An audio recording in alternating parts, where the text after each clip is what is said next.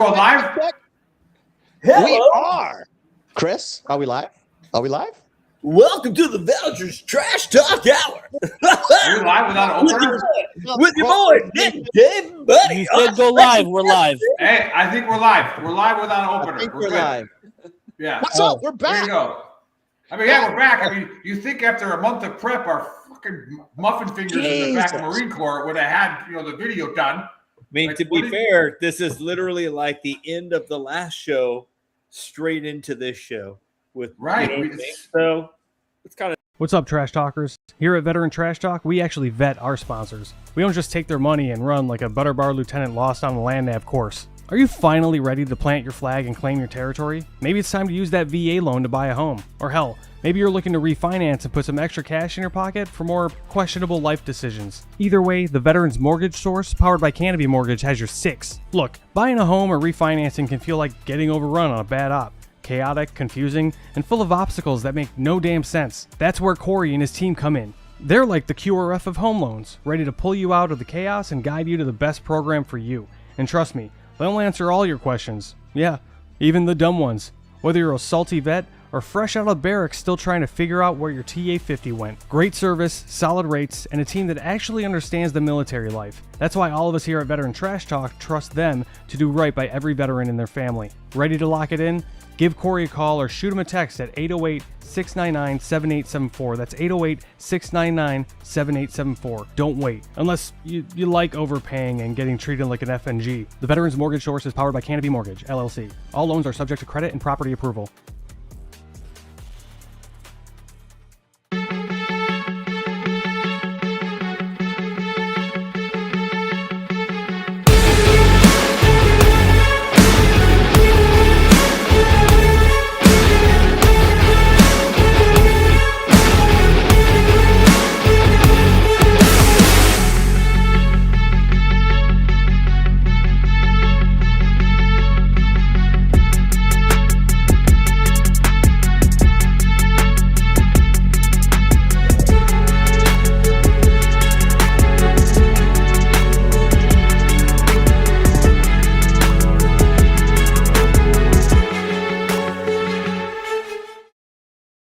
Hey, what's up, Trash Talkers? Listen, it's impossible to fight, okay, if you don't know what you're fighting for.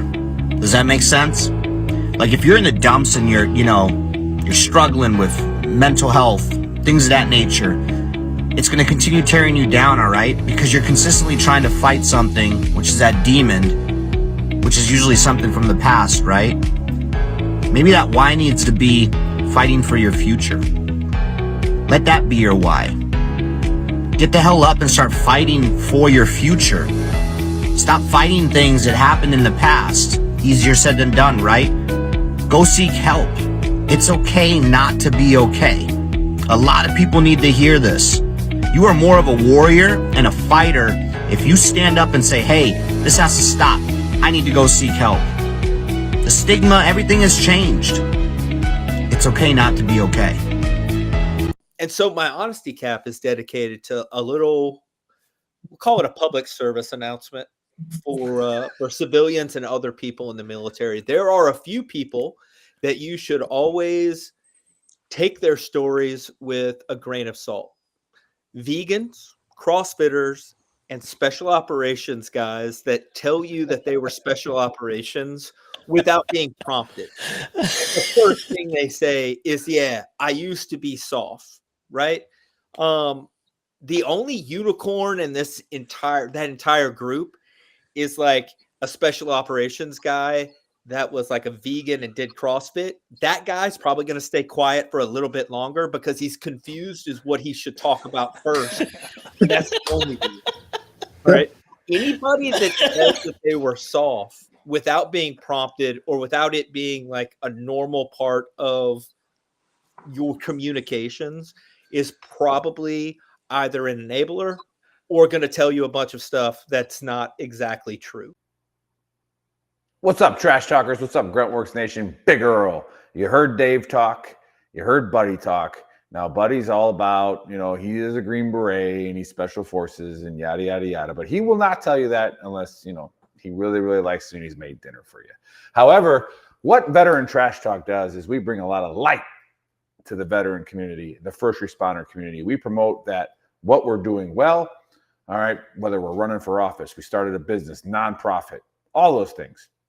Veteran Trash Talk is a super clean page. We got Gruntworks if you want to go there and raise a little hell a little bit, but we are here to promote veteran-owned businesses. So the show you are about to watch is a veteran or veterans or a spouse of a veteran or a child of a veteran that's doing great things in the community, and we need your help promoting them and getting them all the success that they need. All right, guys, enjoy the show.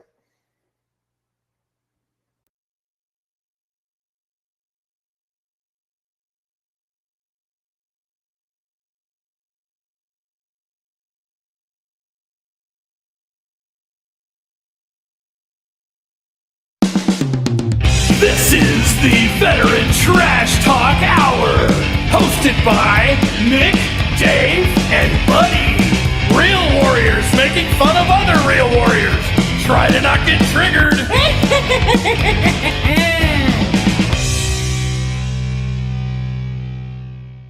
On the walls. Is this for real now? I mean, who knows? Who knows what we're doing? What a shit show. We are back, Trash Talkers and Gruntworks Nation. Welcome to season 5 of the Trash Talk Hour. Special guest today is retired Command Sergeant Major Sean Carnes. And joining me as usual, our buddy and the Big Earl. Happy Saturday. Cheers, y'all. Good to be back, man. Good to be back. It is good to be back. I was talking to my real therapist saying that I don't really need therapy because I have every Saturday, but in July we don't. So you need to go talk to them. So crazy people. Well, it looks like you had an eventful summer. I think we all had some fun. I went to go visit Tyler in Hawaii, so that was a blast. Never been to Hawaii, so that was fun. But you went to Europe, man, and got with Buddy in France and watched some Formula One. Like the intro video says, these Green Berets, they know how to do it, man. They're up in the mountains in France, living with the indigenous people, figured it out. I told you that place is it's off the map, but it's delightful. Not bad. Well, they do say you guys are the elite ones, right? You guys, 5th group is the elite or whatever. They have all the aura. Yeah. I mean, we got all the aura from the giant. Everybody knows that. The rectal aura from the giant. Everybody knows that. We have aura suppositories all over the place for us. Not a huge deal. Well, you all had a better summer than I did. I've been doing VA appointments to get my VA rating, so you all have more fun than I did. You don't make sure you fill out your burn pit registry. You're gonna get Nick triggered over here. Yeah. Oh, I'm saving that for next week, buddy. Don't get me started on that this week. He's losing his mind. Automatic 50% rating because you're a mouth breather. Okay, all right, whatever. Sleep apnea. Close your mouth. All right, that's it's you're cured. If you just go like this and then go to sleep, you're done. You're cured. I don't think that cures sleep apnea, my guy. It does. Here's the thing that I don't understand is that everybody there, because there are people on both sides of this argument, and I think that there's probably a middle ground somewhere where if you spent the last 20 or 30 years in the Army and or in the military and you deployed a bunch of times and you spent 20 years at fighting a war, you probably have a case for some disability and some VA ratings. If you were in basic training for 6 weeks and you stubbed your toe and missed your arm and you went home, you probably shouldn't get 100%. I'm just saying that could be a thing that we say that's not a real deal. But yeah. Well, Joe Trotman's saying hi, the author of The Gods of War. What a freaking book that is. You guys got to go read that book. Great book. I was about to pull it out. I have it here. One of the books, But anyway, let's get this show started since we started a little later. We didn't even know if we were live yet. I mean, that's kind of been the story of this podcast, right? We didn't even know we had a podcast till we were 20 episodes in. But we're going to kickstart it with a conspiracy. And you guys know, usually it's UFOs and alien stuff. But scrolling through TikTok, and I came across this one. And then I went on Google. I went on ChatGPT. And this legitimately happens. So there's this bridge in Scotland where literally dogs unalive themselves. And they've sent people out there to figure out what's going on. And we're just going to watch the video and then we're going to talk about it. Chris, play the video. Or do you have to upload that too? Yeah, is that uploaded already? Good Lord. Taking Lord. By the way, Usually it's like while we wait on Chris, I love that TikTok and ChatGTP are now the Encyclopedia Britannica of research. Like you're like in Scotland, where over 600 dogs have jumped to their deaths since the 1950s, and nobody has ever explained why. Overtoun Bridge, buddy, Milton, Scotland. And it's not random spots on the bridge either. Every single dog jumps from the same exact location. Owners report their dogs walking normally and then suddenly stopping at that specific spot, looking over deliberately and jumping. So what do the owners say happens? That's what makes this different from... I mean, I don't know that my we need God. much more. I don't know that we need much more. First of all, after the first 10 or 15, any other animal behavior ever recorded, buddy. These aren't distressed dog, and the ones that survive the fall and are carried back onto the bridge by their owners go straight back to the same spot and jump again. Animal behaviorists, architects, paranormal investigators, even a dog psychologist have all visited that bridge. Every single theory has been proposed. Smell from animals below, acoustic anomalies, electromagnetic fields. None of them fully explain why it is always the same 2 feet of railing and always dogs specifically. The locals have called it the dog suicide bridge since the 1950s. And in all that time, not one scientific explanation has held up under scrutiny, buddy. Go look up the documented case studies on Overtoun Bridge. The consistency of that exact location across 70 years is what no one can explain away. Telling me that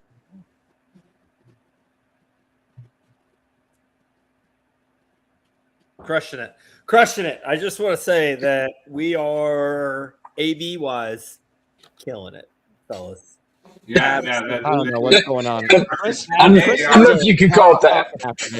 Can we just was that the actual bridge, and was that people who set up a tripod and then took their dog and their dog jumped off and they were like, well, obviously, whatever, I'll talk about it, buddy. Whatever that was, I don't know if that was like real footage, but I did do extensive research this time, like legitimately, because I found it 2 weeks ago. So I was like, let me dig into this a little bit, like Google, like whatever, like you can look it up. Even, and you said ChatGPT, probably not the source, but you can look it up. 600 is probably a crazy number, but in this town in Scotland, there are little dogs that jump from that one spot, and some of them survive, and then some of them pass away afterwards, and it's well known. I don't think it's 600 is probably a little far-fetched, but I would venture to say, based on what I've found, at least 100 to 200 dogs. And the question for the group is, what is happening there, and why are they jumping off this bridge? CSM, you are the guest. You get to give your point of view. Is this all bullshit, or why are these dogs jumping off this bridge? What the hell is going on in Scotland? Hey, 2 things. First thing, put your dog on a damn leash. Number 1. Number 2, hey, if dogs are jumping off there, I'm not taking my damn dog there. Yep. Pretty simple. Yep. Right? For sure. it seems like some pretty linear thinking on your part. Yeah. Why would they be jumping off there? Like, what's pulling them to this exact same spot? I don't know, but I don't know. I actually don't have an answer to this one. I don't know why they're doing it. Like, it's legitimately happening. Like, I just read a thing on Wikipedia. It's a really good source too. Buddy. So it's a great source. You mentioned, and it says 300 dogs have at least been recorded of jumping off, and 50 of them died, which to me means like it's not that high. The bridge looked pretty high. The spot must not be too high. Also, they said that dogs would jump off and then come right back to the same spot and jump again to die. Like, what are the Scottish owners doing? And is William Wallace ghost just like, fucking here, lass? Come on, jump over. Fucking good. There's one big report I read was that there's smells from carcasses from other animals, but like They first started reporting this in the 1950s, right? At least the deaths of the dogs. So it's like, okay, but so there's like a dead rabbit that's been there since the 50s. Like, no.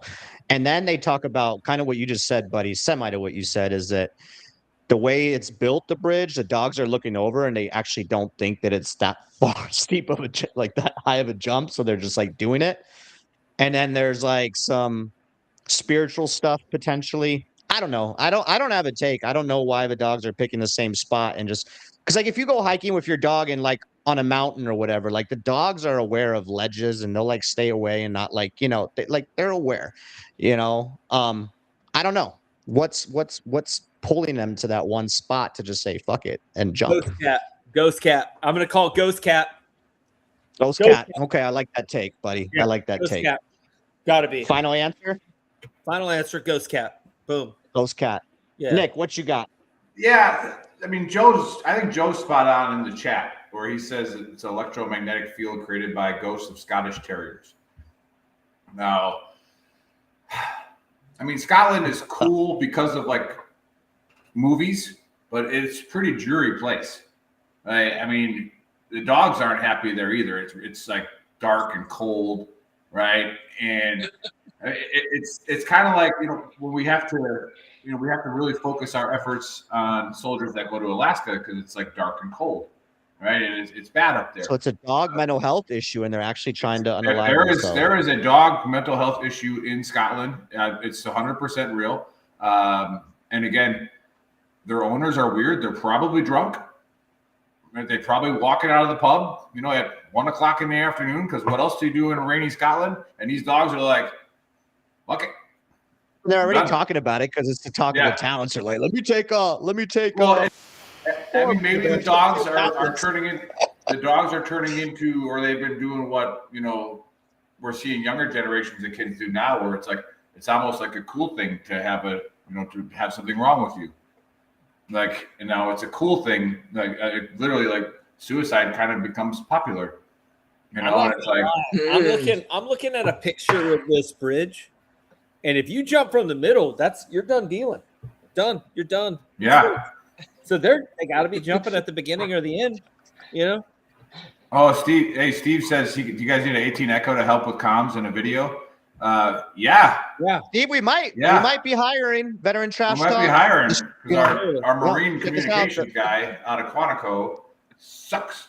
So the Marine ain't cutting it.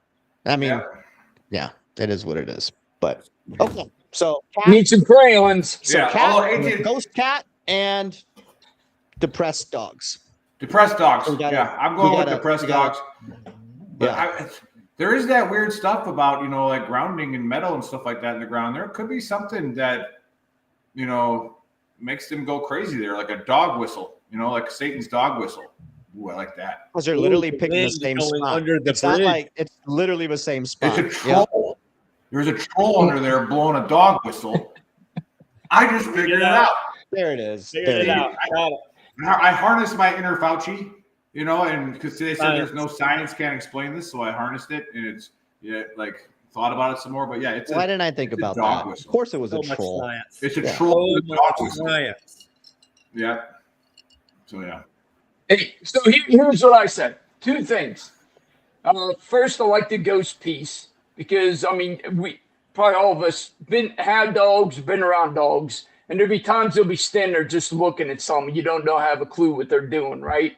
So it might be. I would like to know if they're all male or female dogs, because if it's a female dog in heat and they see a ghost and they want to go after it, see? Going after that also, female if dog. It's a female dog and it's falling off the bridge. Everybody knows bitches be tripping. You know what I mean? Maybe they just. Because get it, female dog. I'm just saying. Sometimes I do. And the second point, so it goes back to the suicide thing. So they say in the younger generation that they want to go out of this world on their own, right? How they don't want to wait until they're 90 years old.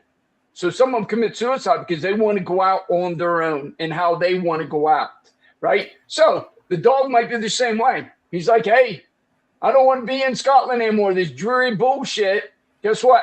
I'm jumping off the bridge. I'm going out on my own. Peace out. Yeah. So that's my team. And you know those, I like that. You know those people that have terriers.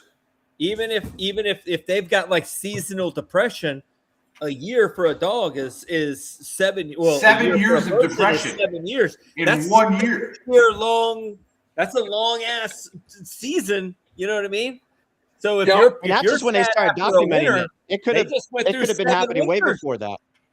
They just went through 7 I winters. mean, we've talked about this before too. If it is the Joe Troutman saying the Scottish Terriers, you know, those dogs are little assholes, man. You know, like, so yeah, there could be a bunch. There could be a bunch under there, trolls. You know, they're just a little gang of terriers. You know, getting them all to jump. I like over. our takes today. I like it. You mean some terrierist? Terror. I was thinking the same thing. Terror. Oh my god. Terrorists. Yeah. Dog terrierist. If you're watching this right now in the chat, just tell us what you think it is, because I think, well, I don't know. I like the cat. Yeah. The ghost cat. I think that's really it's also standing on that same position all the time. I like that, and it lures it. But the trolls is good too. I don't know. I'm stumped on this one. So yeah, where's Boyd when we need a troll expert? Yeah, true. So. Anyhow, that was my conspiracy for today. I thought it was a fun one. That was a good one. Yeah, it's a good one. It's something we got to break it That down. was a very good one. Next week we'll cover circumcised dildos. Yeah. What you got for us, buddy, before we get to our guest? All right, before Chris rolls the video that I prepared If he for can. this honesty cap, because I have see if it prepared a rolls. video for this honesty cap. I'd just like to say we have been gone for a month. A lot of things have happened. One of the larger things that happened before we ended the show, and it's just ended a couple weeks ago, was the World Cup in the United States, and phenomenal success, huge success. Everybody loved having the world here. The world loved being here. They loved our food.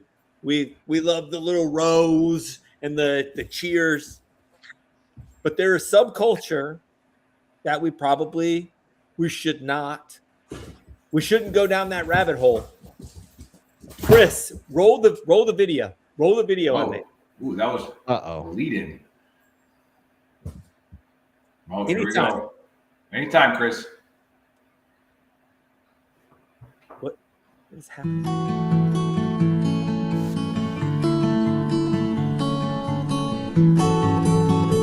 You really look like.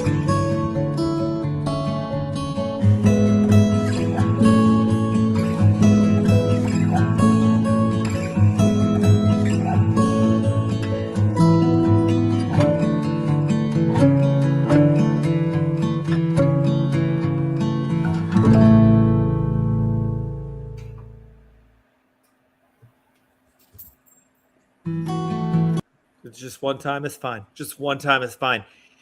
You are not a 26-year-old football player, right? You are a 48-year-old middle-aged, played soccer when you were fucking 5. You're not him. Don't do the man bun. You look stupid. I've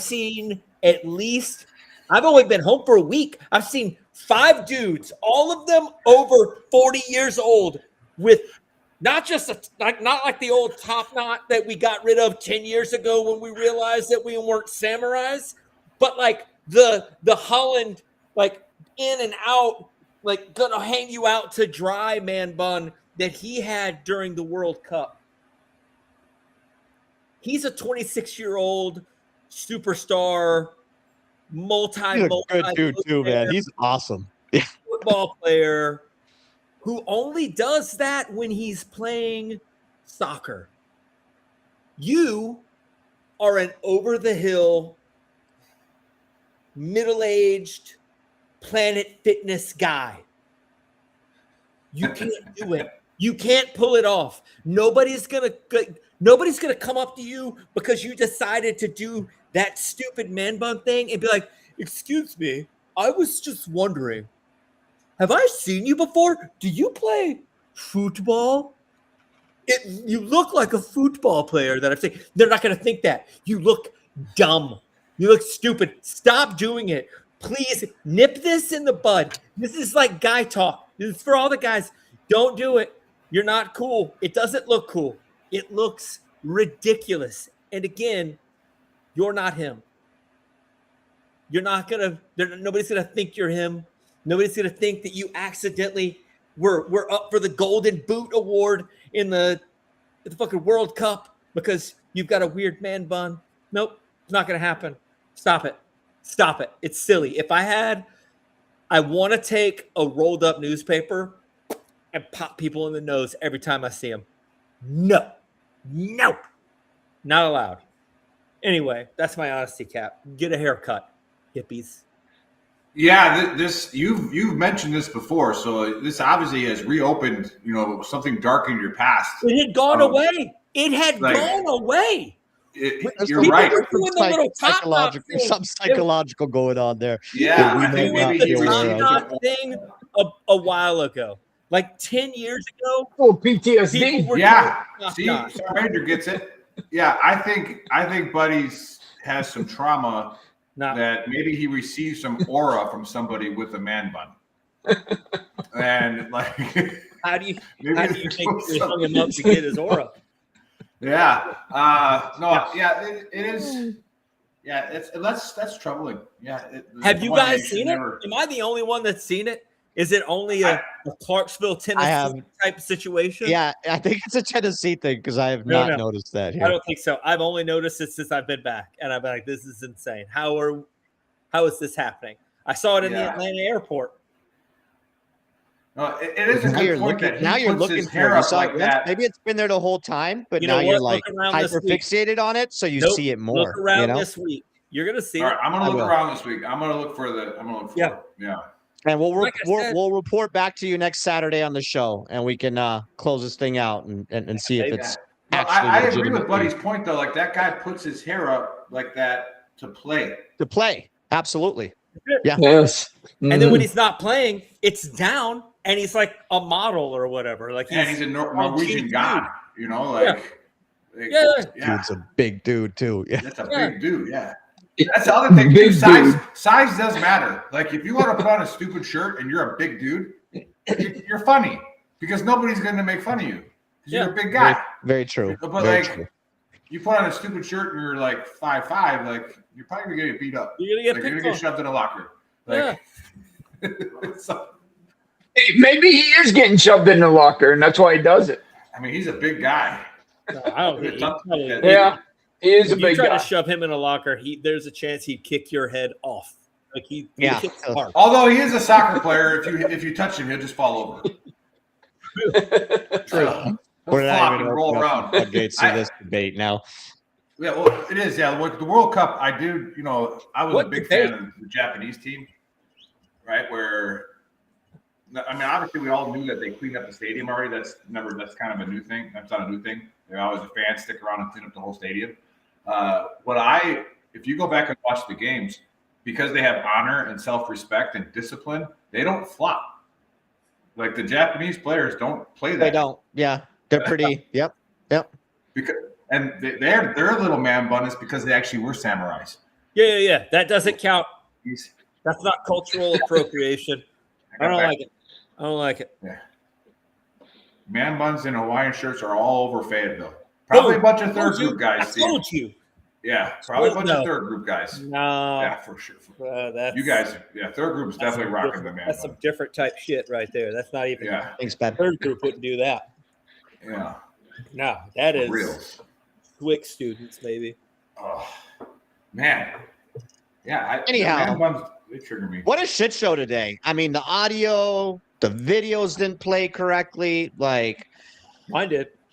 But fine. We have an amazing guest, and I think Nick's going to introduce our guest, and we're going to get into some real leadership stuff and figure out what's going on. I had the privilege of getting connected with Sergeant Major Carnes through Bill Pearson, who does our fight shows. He was at Fort Lewis, and we got connected and trying to do some great work in the prevention world. And so I started following him on Facebook, and he does a lot of really, really awesome videos, inspirational videos, talking to the soldiers, reaching them where they're at. I think he did it. We'll let you talk about that. But yeah, you had a pretty awesome career, and you ended at the Combined Arms Center, and now you went straight political, huh?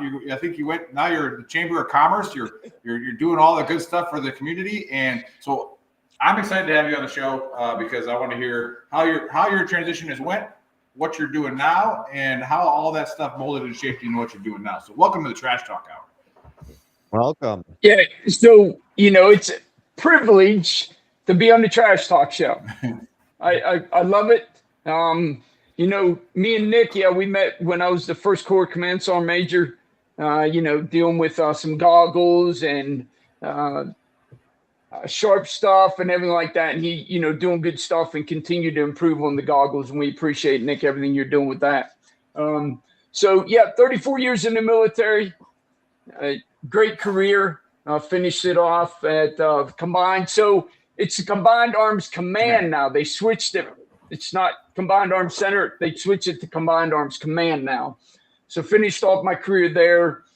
And, just everything kind of worked out well that, the president and CEO of Leavenworth and Lansing, Kansas, Chamber of Commerce kind of opened up. And a friend of mine who knew about the job opened up, said, "Hey, won't you apply for it?" I said, "Yeah, okay." I applied for it, went to the interview, and, obviously got offered a job and then, took the offer. And now I will start officially on the 1st of September for the Chamber of Commerce. Nice. So, as Nick said, during my time in the military, I haven't done as many videos lately. Been, kind of busy, concentrating on transition. But yeah, love dealing with leadership, love dealing with problem solving. I mean, that's what we do as leaders, right? Because I always say leadership, we have this great definition in 6-22, but I think leadership is a relationship built on inspiration, trust, serving, and caring for others, right? And really the end part of it and the beginning. So the relationship, building relationships with people personally and professionally. Now, I'm not saying you're going to the club with everybody. That's not what I'm saying. But you understand them personally. You understand them professionally. But then serving and caring for others, right? You're there for them. Just like, you guys are probably great friends. And if one of you would pick up the phone at 1 o'clock in the morning and call, guess what? That friend's going to be there. And that's what serving and caring for others is. When someone calls you at 1 o'clock in the morning, you're there. At 1 o'clock, straight to voicemail. Every one of you guys. Call me at 1. I do it all the time. All you guys answer. Straight to voicemail.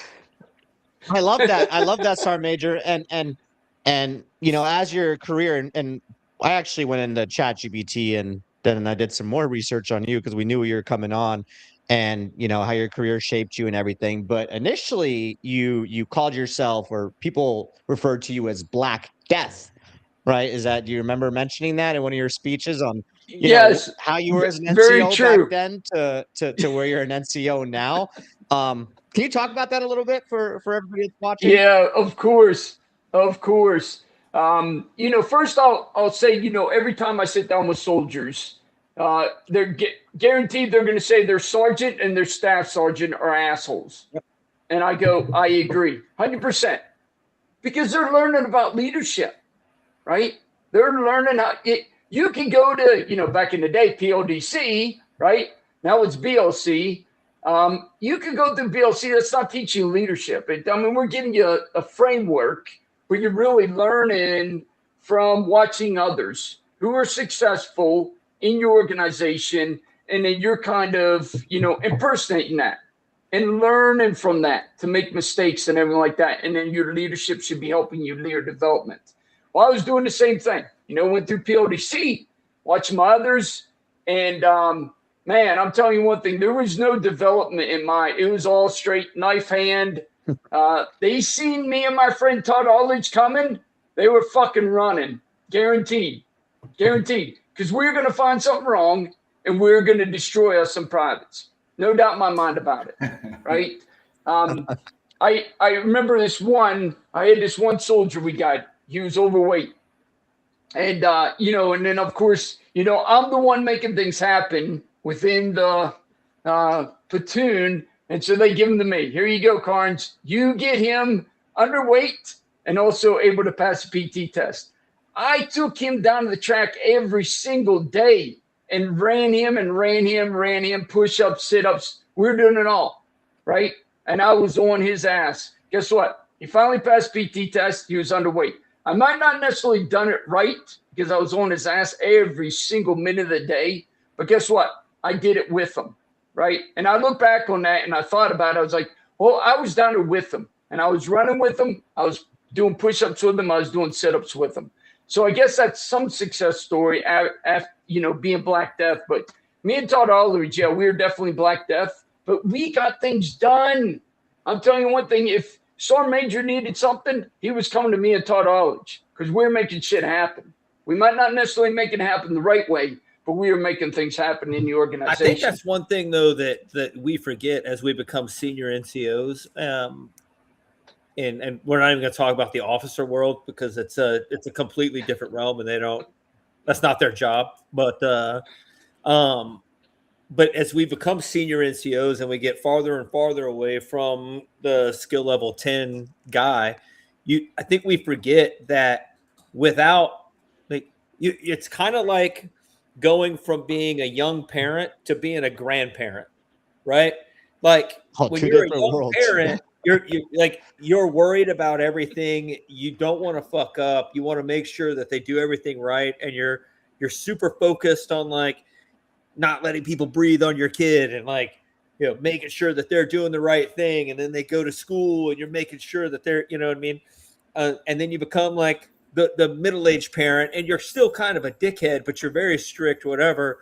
But then when you become an E8 or an E9 and you're farther away from basically where the rubber meets the road, then you coddle more.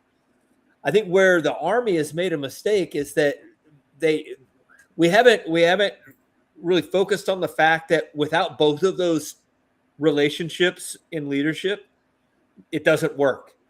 And if you're coddling somebody by cutting off the fangs of the Black Death guys, then you're making them weaker, and you're making them weaker from when they are a private all the way to when they're a sergeant major, because they don't know the difference between hard leadership because you want them to do the right thing and freaking and leadership because you're just trying to guide people and you've kind of got it figured out.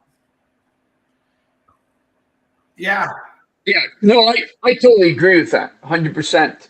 When I was command sergeant major, and I would go down and I was telling you about, sitting down and talking to soldiers. I had this old Ranger chair, and I'd sit it down, put a dip in, and bullshit with them, right? And they would always say that their sergeants and staff sergeants are assholes. And I said, I totally agree. They're learning about leadership, but we also want them to be hard, right? I mean, you still have to continue. Yeah, that's great and dandy. You go to basic training, but we still have to continue to instill discipline in them soldiers, right? I mean, every single one of us, you know the deal. When you're over there in that fucking gunfight and your sergeant says, hey, go that way, there's no time to ask questions. My sergeant said, go that way. We're going that way.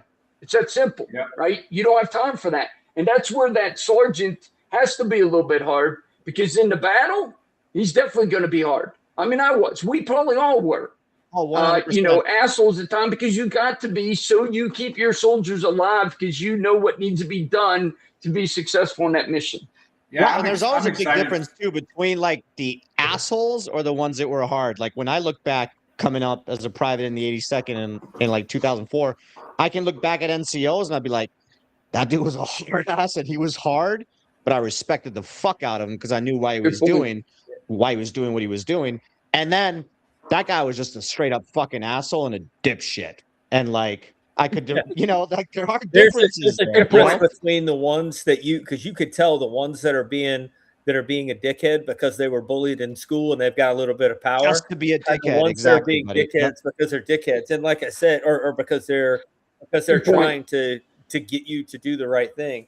And like that was the one thing that I realized as I matured. And that's motivation, right? Making others do what you know must be done. Want to do what you know. One thing that I learned as I matured in my leadership style myself was like, if I'm and I noticed this even when I was an E8 in 5th group, right? And we would get these commanders or leaders that would come in and they wanted to be like your bro, and they would be like, hey brother, what's up, and this, that, and the other. It's like, I've got plenty of fucking friends. I don't need fucking friends. I need a person to tell me what they want me to do so that I can execute.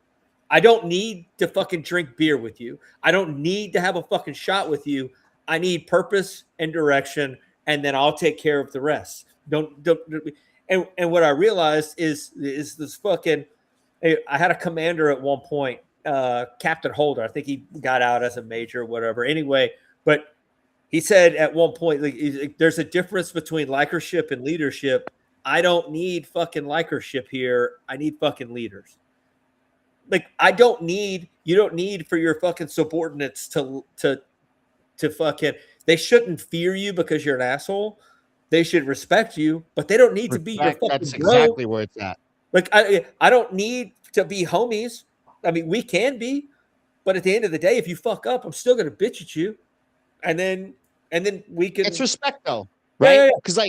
Because I retired out of USAREC. I was in recruiting, and I know when like my station commanders would call me on a Sunday because we got to fucking cancel a shipper for a Monday. It wasn't because they were scared of my reaction. Like, they would call me and they felt like they let me down. And I feel like that's the biggest sign in a leader, when like your soldiers are not afraid that you're just going to fucking destroy them. Like other first sergeants, like, oh, he's just going to fuck me up and that's it. No, they actually genuinely felt like they let me down. I feel like that is the biggest, that if you can serve as a leader that way, where your soldiers aren't scared of just you yelling at them and just being a dick to them, where your soldiers feel like, well, fuck, I'm going to let him down.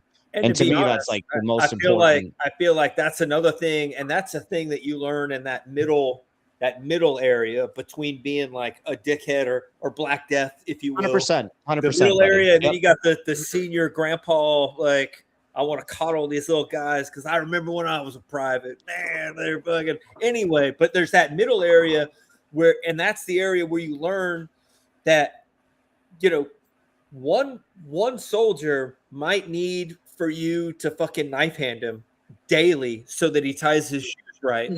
Everybody's different. Soldier 100%. just needs you to say, man, Good point. like, you Yes. can just give him a look and be like, bro, nah, don't do Why that. haven't you showered in 4 And days, it's motherfucker? and it's the worst for them. Another one, you might have to fucking call his mama and be like, hey, your son's a piece of shit. 1,000%, buddy. You know what I mean? 1,000%. But Yeah.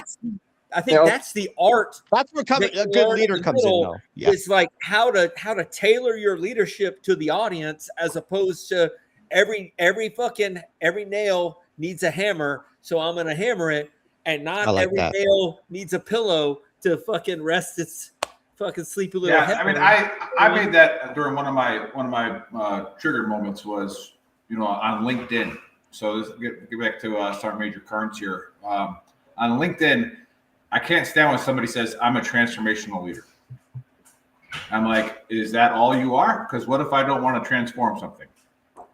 Right? Then I don't need you.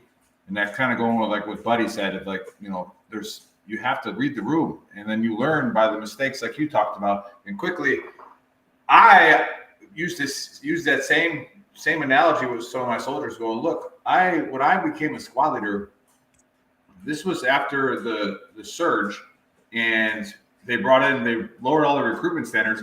In my squad, I had like 2 guys doing ecstasy, 1 running girls through the barracks, right? They shouldn't have been in the Army. And like, I'm sitting here like, I was going nuclear every day.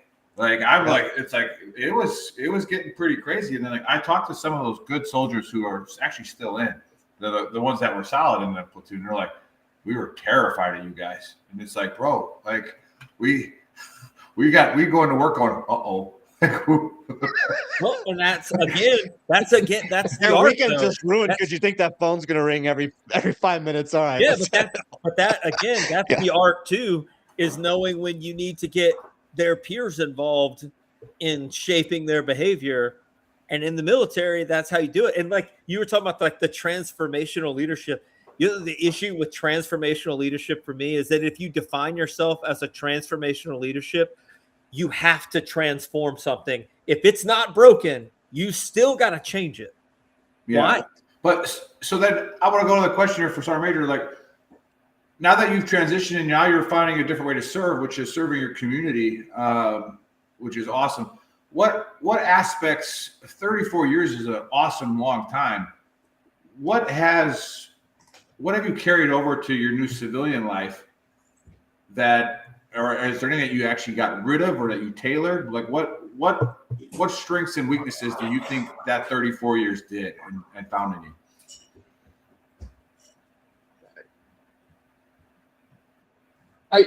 I would say dealing with people, and you're all aware of this, right? I mean, dealing with the civilian population, I'm seeing that's a lot different, right? So here, I'll give you one example. We are all taught that, hey, if there's a problem come down, you're either taking action to solve it, or you took action and you ran into some roadblocks that you cannot get over. Then you go see the next leadership, right? What I'm learning in the civilian world is their leadership's not like that. They'd love to come to you. Here's the problem. I want you to solve it. And I'm like, okay, what have you done to solve this? Well, I'm bringing it to you to solve, right? So being patient, and believe me, it is not easy at times. I'm like, seriously, you're bringing this to me. What have you done to try to fix it? So my patience, right? I don't think I've ever been the greatest at patience, and I don't know anybody that is. But they definitely are testing me at times, but it's helping me grow, right? It's helping me grow as a person to learn, hey, this ain't a, formation. Everyone understands what we're doing. Now you have, different people, different backgrounds, as you're talking about reading the room, good mighty, different backgrounds. And believe it or not, there's some people out there that try to make you fail or don't want you to succeed. We're in the military, guess what? Everyone wants you to succeed. So, dealing with that, but really understanding who they are, as people talk about reading the room, understanding them and having a conversation with them, right? It's not, hey, I'm actually put them at parade rest and chew their ass. Okay, let's have a conversation about this. Why you didn't solve this problem. And then we have a conversation about to lead them. Okay, now, leader development, now you go out and try to fix this problem. If you can't, then come back to me and I'll help you get through some of the obstacles.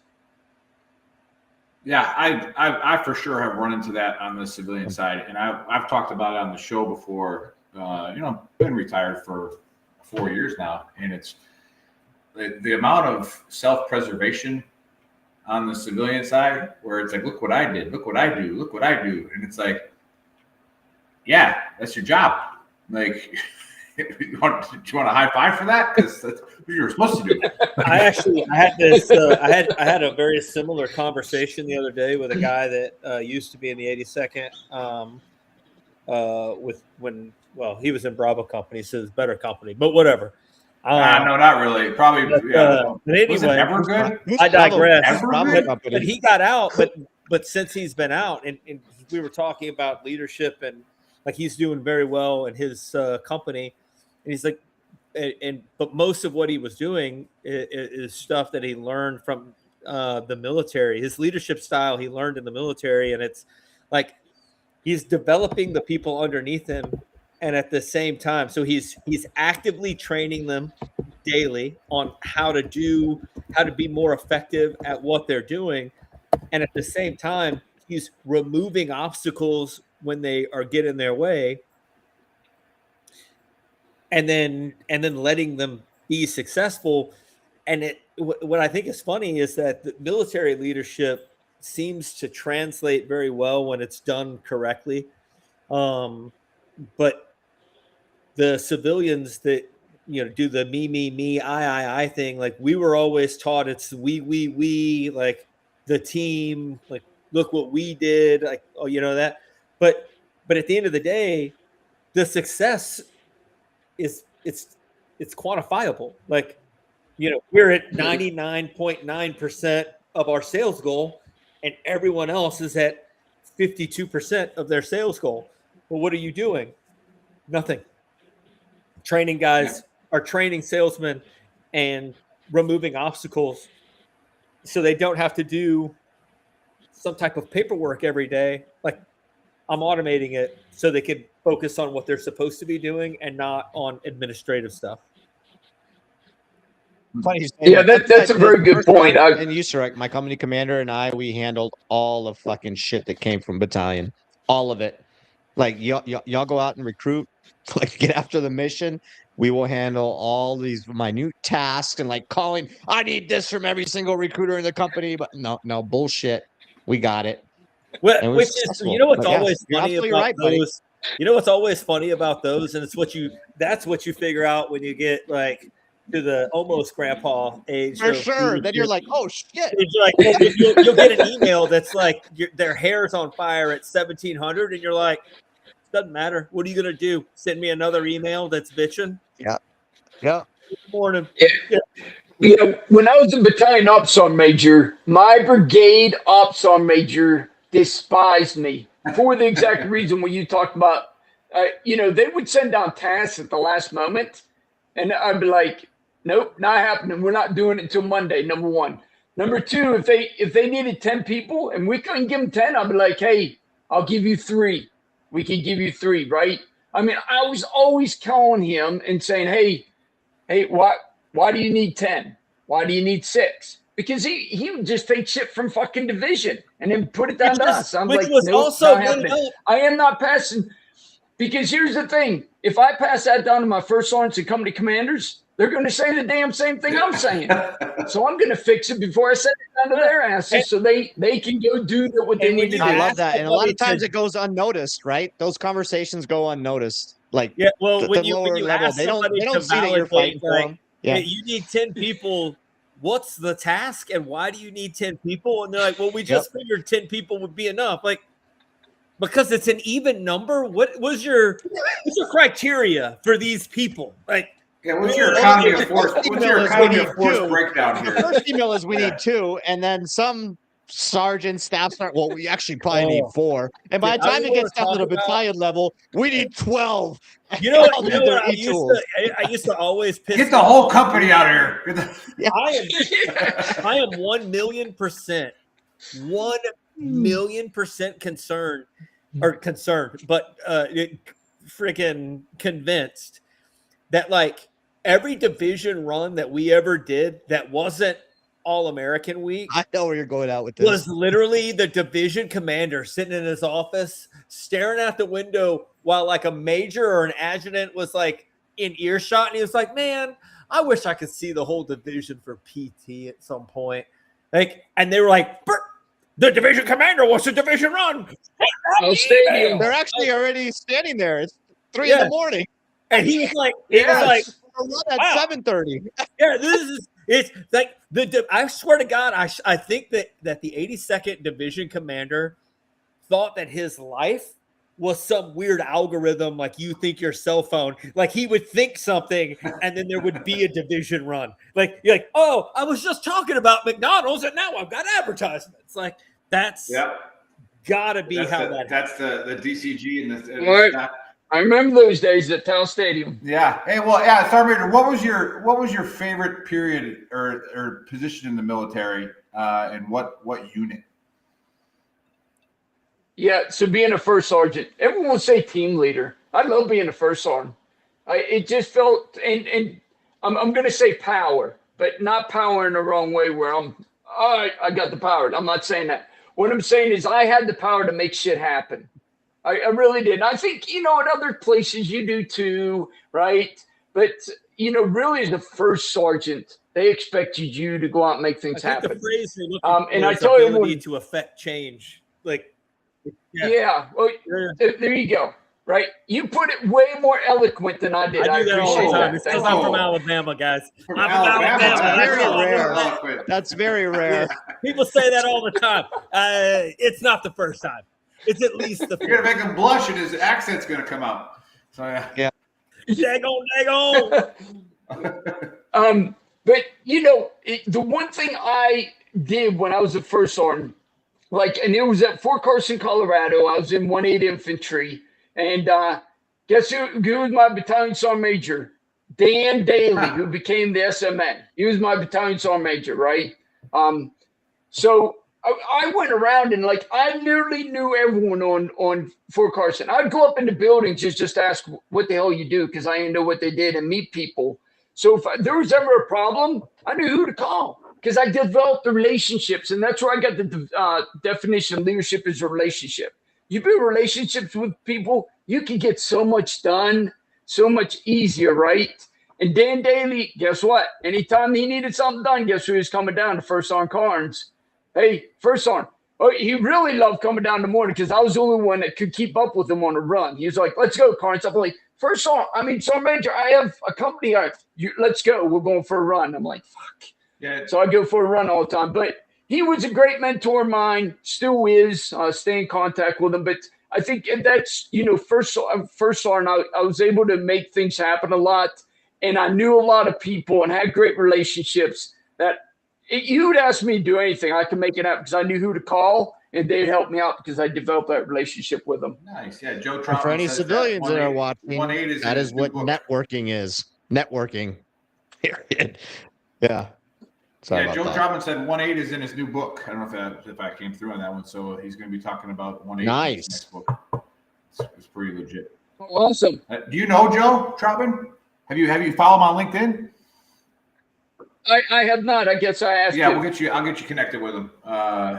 Okay. Phenomenal. No, I appreciate that. Phenomenal great author. Great came book. on the show, so it's pretty sweet. Yeah, I'm super pumped to have you on the show just because of all the experience that you have, and that you've done it. Everybody I've talked to, because I said once you're networking and you're in this space, everybody that said, "Oh, Sergeant Major Carnes is there," and I'm gonna boost your ego a little bit. Everybody always had something really great to say about you. And again, people say the same thing about Buddy, but I know a lot of people will say some different things about other people. But again, everything was always positive. Talk about what was the hardest thing when you finally pressed that button to retire? What was the hardest thing for you about leaving the military after 34 years? I would say, the military has become a family to me. I grew up, in a hard time. I mean, we were poor, going to school and you're wearing Goodwill clothes, right? It wasn't easy for me when I was younger. And we didn't have a lot of love in my family, but it was tough times, right? And I won't, my mom and dad did what they could do, the best that they could do. But when I come in the military, it's just like, I don't know, everyone just supporting each other. There's love there. Now, you know what I'm saying about there's love to take care of each other there, and everyone's there to try to support each other. Now, obviously, if you're a dingleberry, guess what? You're going to get pushed to the side. But I always wanted to learn. I always wanted to get better. I wanted to, be the best. I always wanted to be a leader.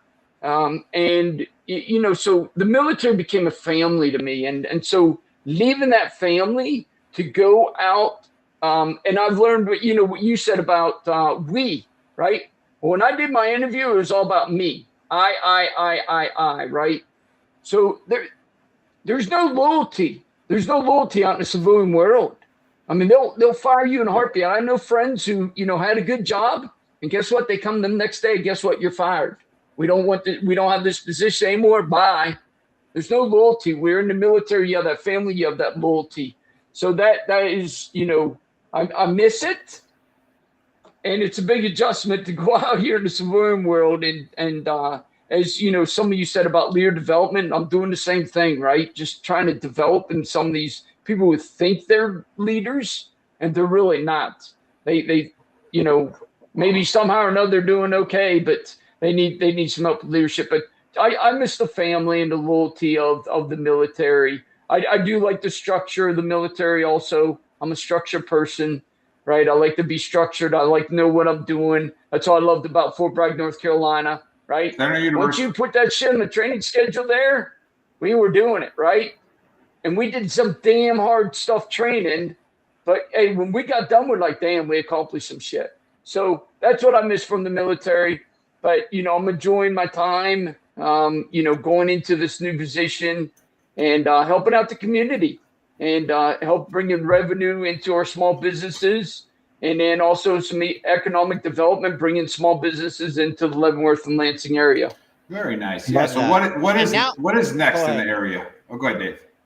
No, go ahead. Go ahead. Well, I actually had a follow-up to that. Now that you are retired, and I'll let Nick can close it out with that question. But now that you are officially retired, what is one thing that you would like to say about the Army that you may have not been able to say when you were still in?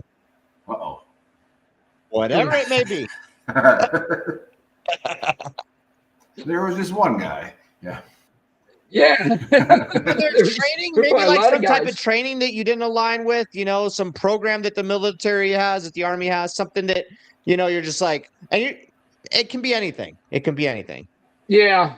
I wouldn't say too much. I mean, I think because when we were in the military, I mean, we had all this mandatory training. Yep. The military has done a great job of getting rid of a lot of that mandatory training. Now, some of that mandatory training is by law, so you have to do it until they change the law, yep. Right? But they've done a great job on taking care of that. I think, as we were probably coming up, I don't know if senior level leadership was really listening to the concerns of the soldier or the junior NCOs. I truly believe that what we have now, they're listening to the soldier, they're listening to the junior NCOs a lot more. I love that. To be able to solve some of the problems that they're seeing ground truth, right? And that's what I tell everyone, as you talk about relationships and me going down and pulling out my little Ranger chair and sitting on my Ranger chair, I want to figure out the ground truth and have a discussion with them, because that's where you're going to be able to solve the problems and understand the problems from the ground truth of what's going on. Just like John Dempsey says in Radical Inclusion, how do you find out what was going on? You go the ground truth down to that soldier, that junior NCO, to figure it out. So I think they're really doing a good job at figuring that out and making changes at the top as they're able to. Love that. Yeah, we just had a large spike on X. So shout out to MBR Radio and to Tanner Port for sharing us on X. If you just tuned in, I'll go ahead, rewind and watch it. And Tanner just said presence effing matters. That's a fact. But if you're just tuning in, we got retired Sergeant Major Sean Carnes on, and we're kind of wrapping it up. So please go back and watch it. But he's talking about his experiences, his leadership, and we were all just really excited that when he finally retired to get him on. I'll kind of go on Dave's thing. I found out something when I started working, and selling to the government, was how corrupt the procurement process is. That is something that I did not know about when I was in, and I never got to a level where I would know about it.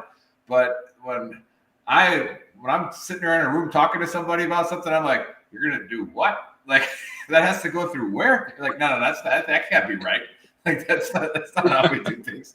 But yeah, I know that Secretary of the Army is doing his best to get that changed. And I get it. Everybody wants to get political, but they really are trying to make it easier to streamline and get things for the warfighter. But yeah, what I was going to ask is, well, last question, stops mission. Yeah. What's next for Leavenworth area? What is a project that maybe we can follow or help with or advertise for you? What's something that you're really going to put all your eggs in the basket for? What are you going to rock and roll with?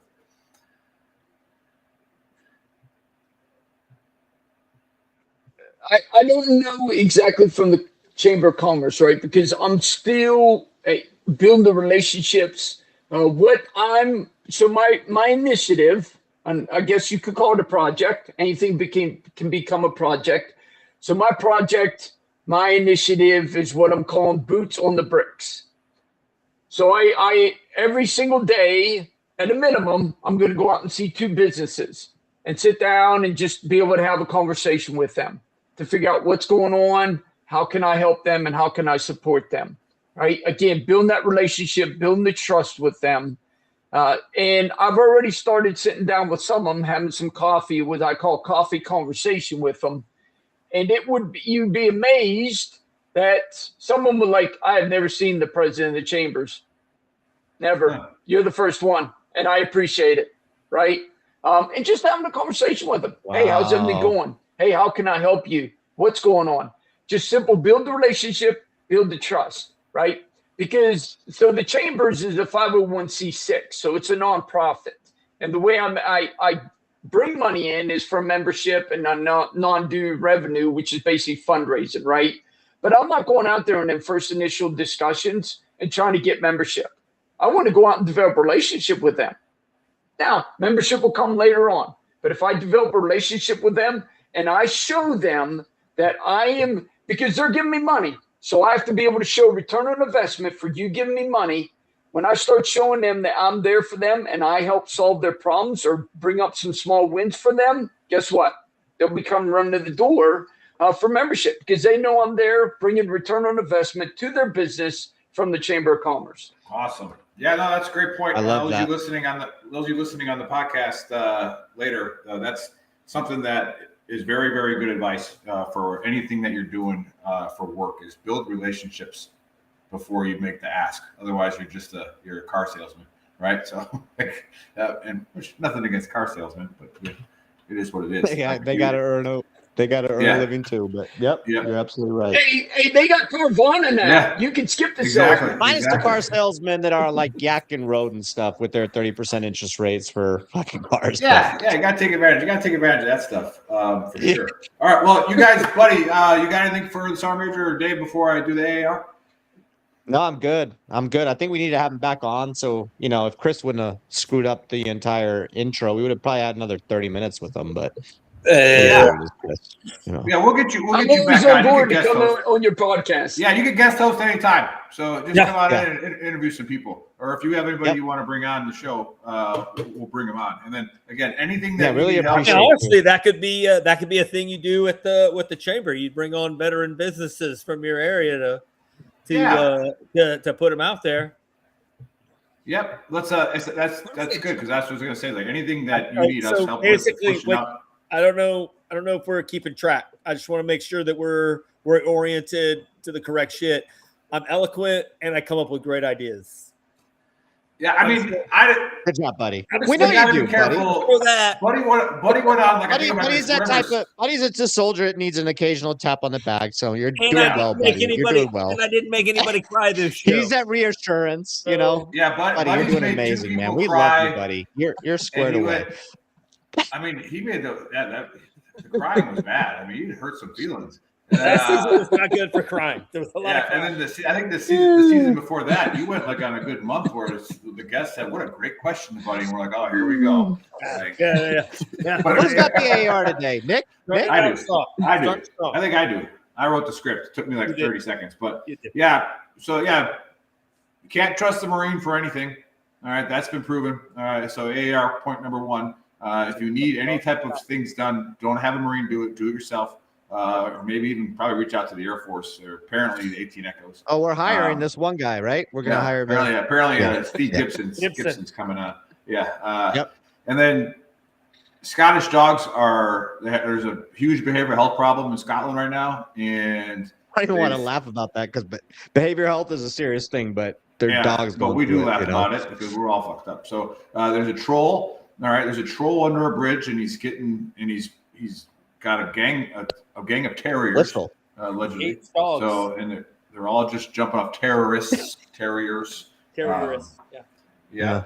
And then Buddy has, some trauma where he received aura from a guy with a man bun. I'll call you later. Triggered it. Don't try, and this is a good point, good for the AR. Don't try and emulate people who are, at a level that you're never going to be at in that activity. Right. That's activity. Okay. All right. Because actually, you should always go try to be better, but making yourself look like somebody else because you think it's cool. All right. It's probably a little bit of a character. You're 45. You're not going to become a World Cup. You're 45 years old. Your man bun is not going to make you play in the World Cup. Right. And you've never rowed a boat like he does. All right. So you see how big his shoulders are. Like, right. He's a Viking. And then again, having Sergeant Major come on was an absolute blast. Really appreciate having you on. Now he's working for the Chamber of Commerce.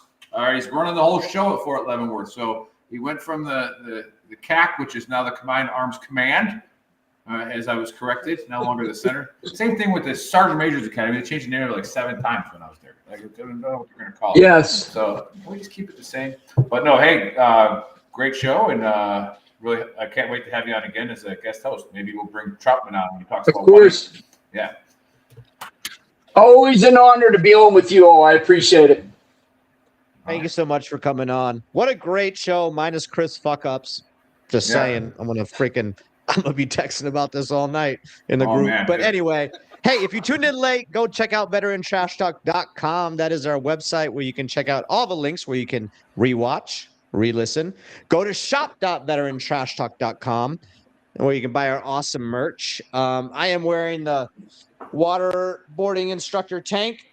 Oh, it's a great shirt. I can't tell what Nick's wearing over there. I think that's. I got the American 250 on.